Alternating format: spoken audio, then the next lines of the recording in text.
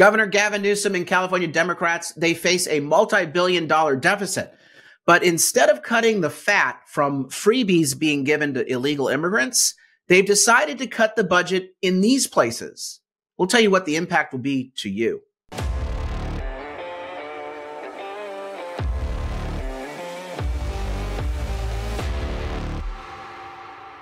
I'm Carl DeMaio, chairman of Reform California, and we've been warning you about this for the past several years.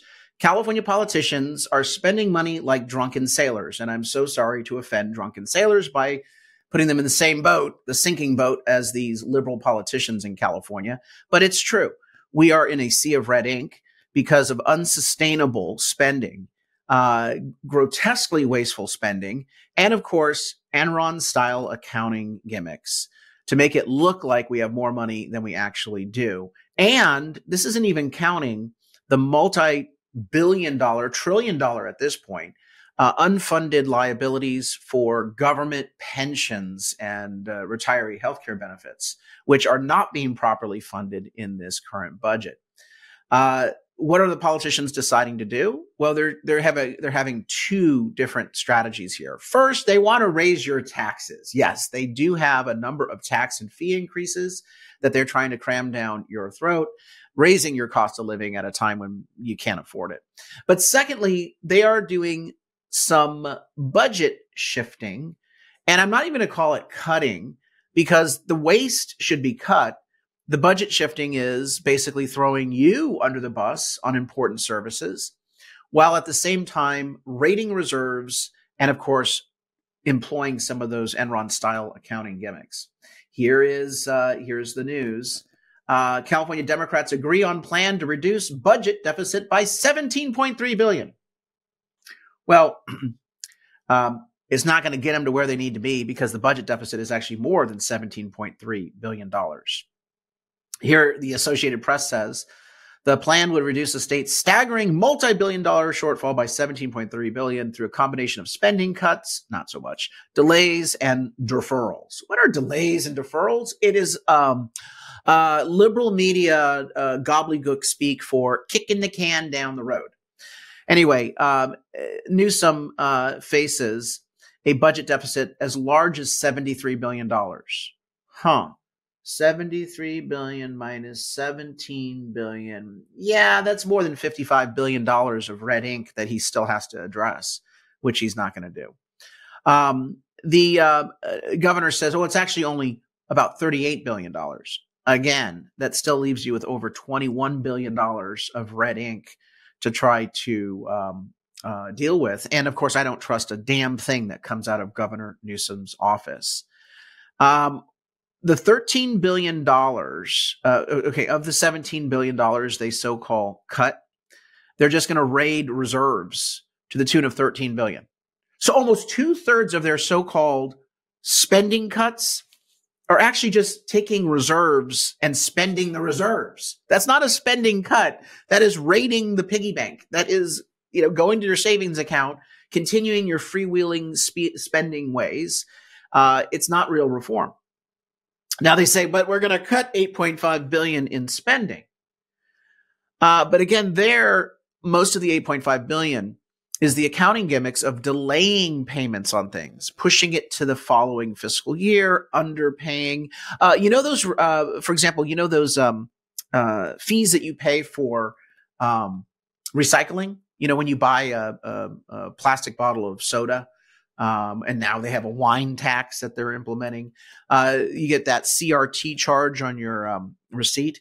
Well, that money is supposed to all go into a dedicated fund to not only give people back their CRT deposit, yes, to promote recycling, but it's also supposed to go to protecting the environment long term and providing additional incentives to get people to recycle.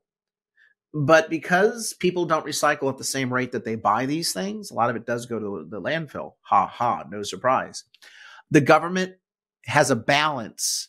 And what Newsom does is he borrows with an IOU from those taxes that are on your wine bottle now or on your plastic bottle of soda. So that's just one example of the gimmick here. So he's taking that money to try to pretend like he's made some sort of progress on the massive budget deficit, the fiscal crisis. Now, where are the cuts? Well, $3.6 billion in one-time funding to schools, so your kids are going to get hit. Welfare, okay, so really, I think California has the most generous welfare programs in the state, but presumably there are some people that are going to be told no. I don't know how much that really will result in. Climate change programs, well, that's not going to be a big loss. Leaving out the $1.2 billion in cuts to housing and homeless programs. These were programs that originally he was thinking about cutting, but he decided to keep the money there. Maybe because he just got Prop 1 approved and was able to steal a bunch of other money from mental health. But think about this. The plan defers $5.2 billion in spending. Now, remember when I said earlier that he's not cutting spending, he's deferring it. So let's review the bidding here. $13 billion is stealing from reserves, so there's no cut there. Of the $8.5 billion, a total of $5.2 billion of that $8.5 billion is just kicking the can down the road by just simply saying, oh yeah, this invoice is due, but we're going to pay it in the next fiscal year. That's not a cut. You're still spending the money. So we have a paltry $3.6 billion in modest cuts. And again, you see that word schools? That's your kids. Now, let's go down here to something that he decided to keep. He's decided to keep free health insurance for illegal immigrants. How much is that going to cost? Well, 700,000 additional illegal immigrants are going to be added to the rolls this year between the ages of 26 and 49. We already cover billions of dollars of illegal immigrant healthcare costs through the state budget for people under 26 and older than 49, because they say 49 or older is a senior citizen. I know. Not meaning to trigger you. I'm just saying. But we've got all illegal immigrants now get free health care. And that is to the tune of about $15 billion. This 26 to 49 category, which is 700,000 people, that was estimated in January to provide a hit of about $6.5 billion. Here it is, $6.5 billion to cover these additional illegal immigrants. That's the missing chunk of the 26 to 49-year-olds that they're adding to the mix. 50% of illegal immigrants are uninsured, compared to just 8% of U.S. citizens. So that's a lot of money. You know what also is not going to be cut? This $250 million Dream for All program, where the state is giving people up to $180,000 each for down payments on overpriced homes. Yeah. So we're giving out $250 million in a lottery. I wonder if there's some sort of like woke skin color test or sexual orientation or who knows, pronouns. But there will be this $250 million pot that we still are spending. And I could go on and on. I could talk about the bloated pensions, the very generous private leave programs, the big salaries for state and local government employees. All of these things are being left untouched. All of this wasteful spending. He's not touching the $130 billion high-speed rail train to nowhere. No, he's kicking the can, playing all sorts of accounting gimmicks, and you're going to be left holding the bag. Now, what they are also doing is they're pushing these tax increases. There's a healthcare tax included in this budget. As I mentioned, he's rating these extra taxes like on these fees that you pay on beverages that you buy at the store, increasing the cost of those. And of course, in the November election, California Democrats have a number of tax increases that they're trying to implement at the state and local level, billions of dollars of tax increases, including two measures, ACA 1 and ACA 13, that would gut Prop 13 from 1978. At Reform California, we are leading the fight to stop the Democrats from doing that. We've got the Taxpayer Protection Initiative that we are supporting, which would strengthen Prop 13. We also have a standing voter guide position across the state of California on all state and local tax increases, where we are urging a no vote. We're the only organization that really is going out there, besides Howard Jarvis Taxpayers Association. They do a good job. We work with them on a lot of things. But there are a few organizations doing this. Reform California is the leader in the voter guide efforts to make sure that people know where the tax increases are hidden on their ballot and that they can vote no. So a lot of what this budget is gearing up on is don't cut the spending, go to the November election and try to raise taxes and put a gun to the head of the voters of California by saying, well, we already adopted the budget. If you don't enact the tax increase now that we're 6 months into the budget, massive draconian cuts will have to be made to our children and the elderly and the needy. You should have just dealt with all the wasteful spending back in June when your budget was supposed to be adopted. Please help us with the fight against the tax increases. It's the only way to force them to cut the wasteful spending.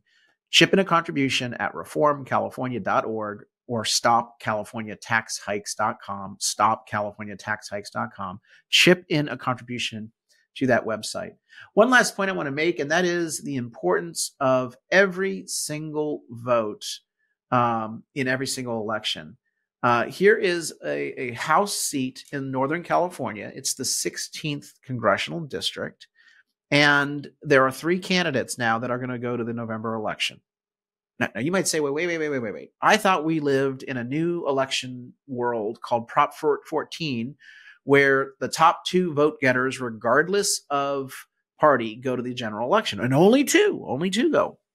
Yep, unless there's a tie, apparently. This is in the race to replace departing Congresswoman Anna Eshoo, who's retiring after 55 years in Congress or something like that. Anyway, it's a San Francisco Bay Area seat, so we know that it's going to be a liberal Democrat in the seat. The top 3 are the former mayor of San Jose, and that's Liccardo. He got first place, but second place was a tie between Assemblymember Evan Lowe and former state senator Joe Simitian. Both got exactly the same number of votes, 30,249. And by the way, I've been watching this race because I'm a political geek, and so I kind of think, wow, that's a close race out of all those votes cast. 1, 2, 3, 4 votes were separating these candidates over the past 3 or 4 weeks. So, and then it got down to 1 vote difference. And then yesterday it was exactly tied. And so the Secretary of State and the County Registrar of Voters determined that in the event of an exact tie for the top 2, then whoever places in the top 2, even if second place is a tie, all 3 of the candidates go to the general election runoff. I think this is a fatal flaw with Prop 14. I don't like Prop 14 in any event. But suffice it to say, we're not going to support any of these bozos in that congressional race. We will support candidates in a number of races across the state of California. I want to leave you with this. We have a story up on the website, the 24 most exciting candidates in California in the 2024 election. We looked at candidates and how well they did in the primary in March. And we've picked out 24 candidates that we really think are exciting, that deserve your attention and hopefully your support. And we cover them in this article on our website at reformcalifornia.org, reformcalifornia.org. Please share that article on your social media platforms. Remember to like and subscribe to this channel so we can bring you this show every day at 5 o'clock. We post a new episode. And please join the fight at reformcalifornia.org by signing up and contributing. reformcalifornia.org. Until next time, Carl DeMaio, Chairman of Reform California. Help us break through the censorship of the liberal media. Like this video, subscribe to this channel, and smash that notification button so you can stay up to date on all the developments in California news and politics. Also, please visit the website, reformcalifornia.org, for ongoing news coverage and to join one of our campaigns in the fight to take back our state. If you can, please sign up as a volunteer or chip in a contribution. This episode of Reform California with Carl DeMaio, paid for by Carl DeMaio for State Assembly 2024.